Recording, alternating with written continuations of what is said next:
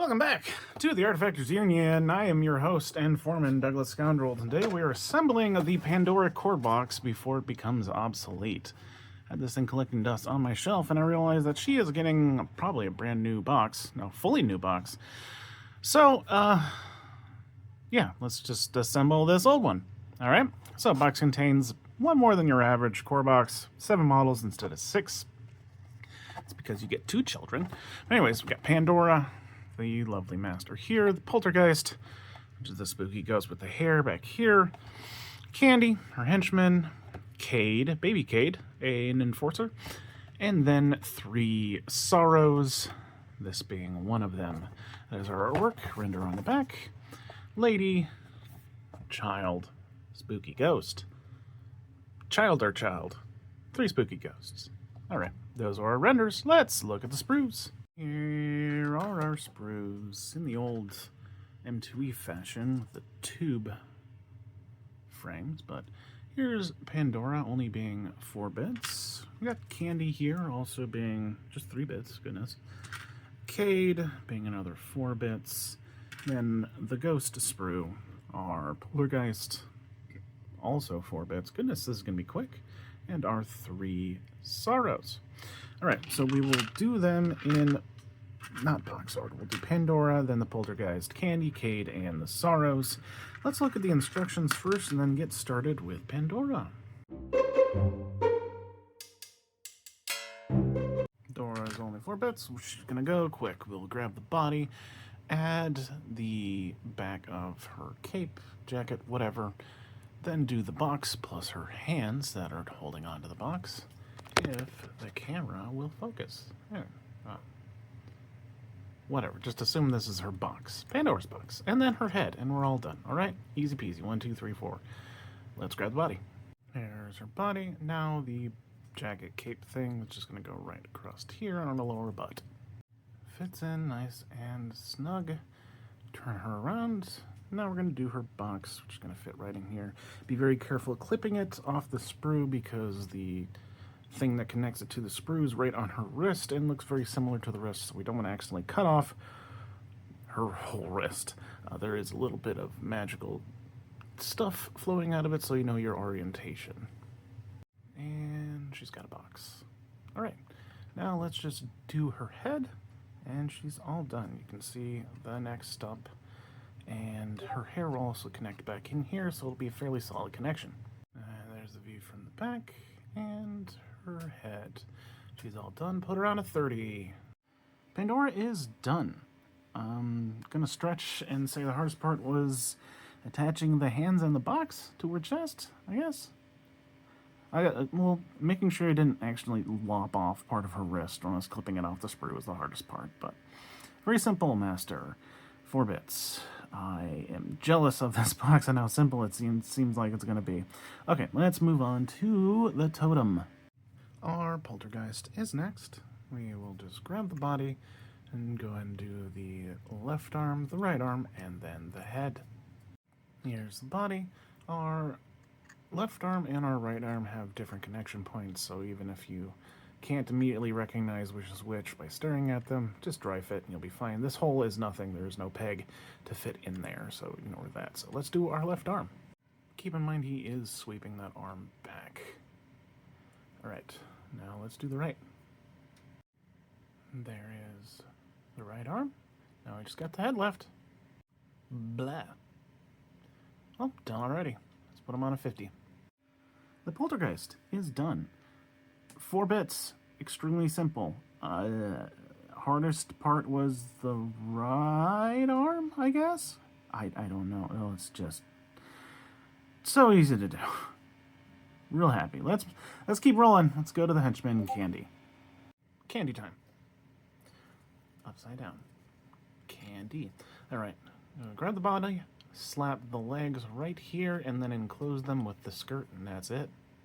There's Kade from the front. Turn her over.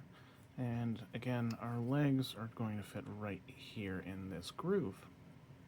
And there we are. I wouldn't worry too much about perfect positioning because I'm sure the back of the skirt will fix it if it's unaligned. So let's add the back of the skirt now, which will just go right across here. Okay. And the evil little turret is done. Let's put her on a base. Kade is completed. The hardest part for her was getting those legs aligned with the connection point on her back before you put the skirt on. Although I guess putting the skirt on and getting it mushed on there so that the legs fit is also a difficult part, but it's 3 bits! Let's move on. Baby Kade. One more bit, then Kade. We'll go ahead and take the body and then add the lower half to it, followed by the, looks like right arm? Right arm. Then the teddy bear doesn't attach to him. It just goes on the base wherever you would like it, so we'll just say that's the last one. Technically, it's optional if you want.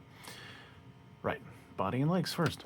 Actually, I was wrong. He does actually connect to the teddy bear. You see this connection point on his right knee that will connect to the bottom part of the bear here. But in that case, we'll come up to that when we get there. Let's attach his body, his top of his body, to his bottom half first. Baby top plus baby bottom.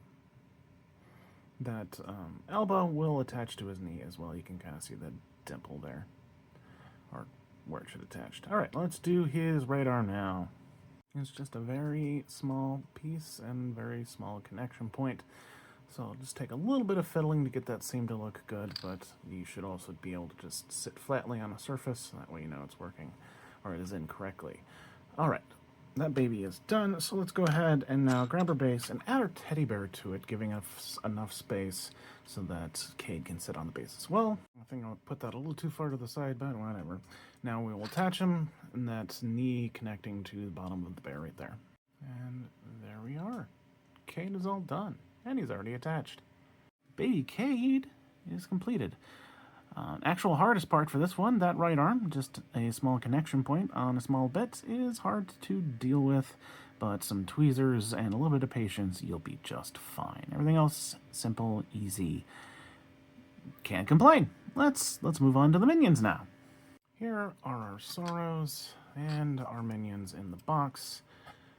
And I will show you the instructions in a minute, but just to let you know that they are different than what is labeled on the sprue. So this says Sorrow 3, and in the instructions it is Sorrow 1.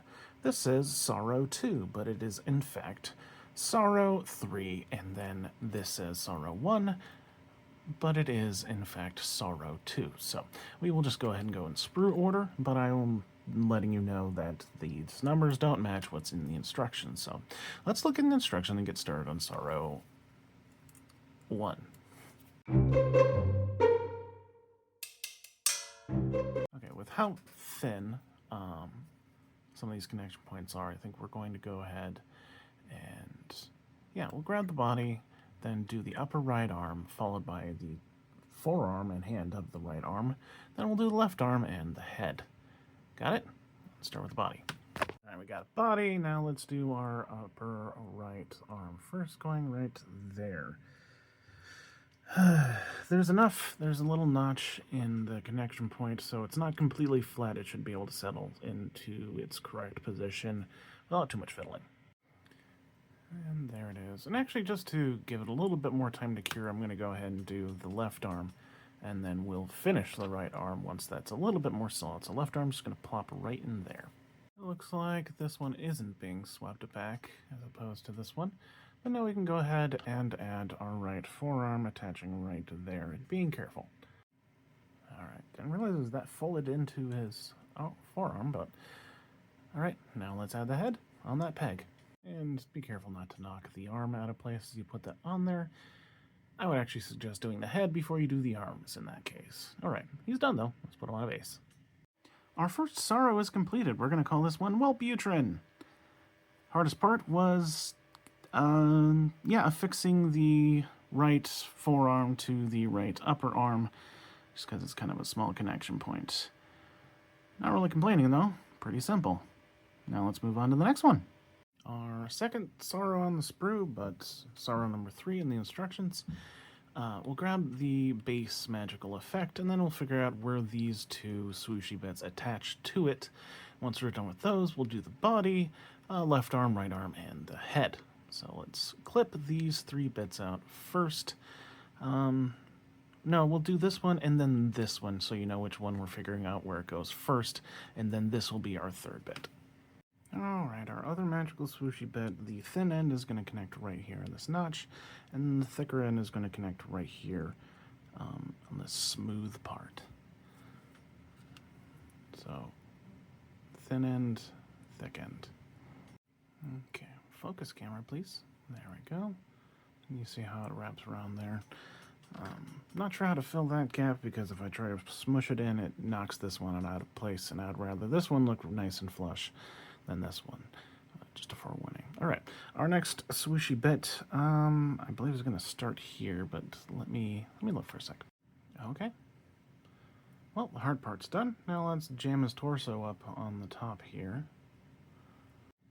And there's our torso. There's a nice notch in that connection point, so not going to be too difficult to get it on there.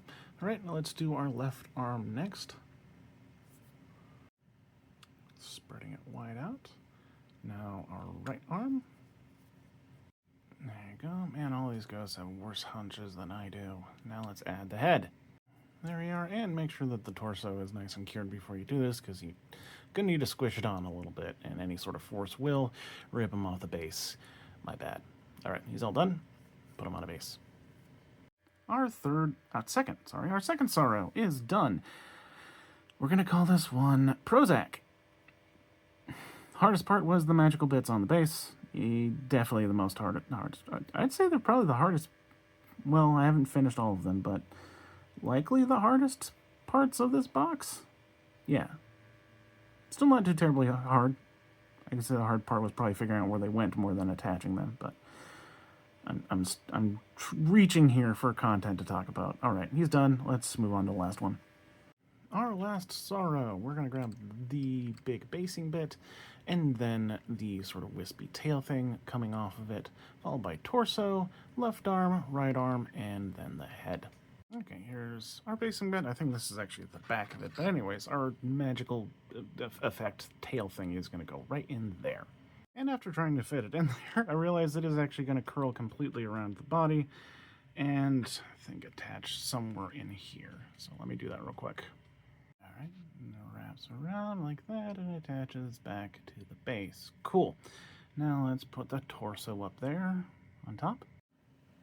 Another nice notch, which should be easy for you to get that seam nice and closed. Alright, left arm next. Going right in the shoulder. Pretty good. Now the right arm. Okay, and the head last. Don't got no neck. Alright, put him on a base. Our third sorrow is done. We're going to call this one Zoloft. Hardest part was that basing bit on the base, same as the previous one. Everything else pretty simple, and make sure that torso is nice and solid before you put the head on, or do the head on the torso before you attach the torso to the basing bit, whatever you prefer. Alright, let's look at the whole box. The Pandora Core box is done, containing Pandora, the Poltergeist, Kade, Baby Kade, and 3 sorrows. This box ended up being a lot easier than I was expecting it to be. Usually these old M2E sets have a necessary amount of fiddly bits, but overall it was quite nice. Hardest parts being, we'll say Kade's right arm and the little magical bits that are on the base of the sorrows. Yeah, I think those were the hardest parts. So overall, pretty nice box. I would even recommend it as a good starter box for Malifaux. Although, I feel like the new box that should be coming sometime soon will be even easier. That's just a guess, though. So, I have been your foreman, Douglas Scoundrels, helping you build a better Malifaux.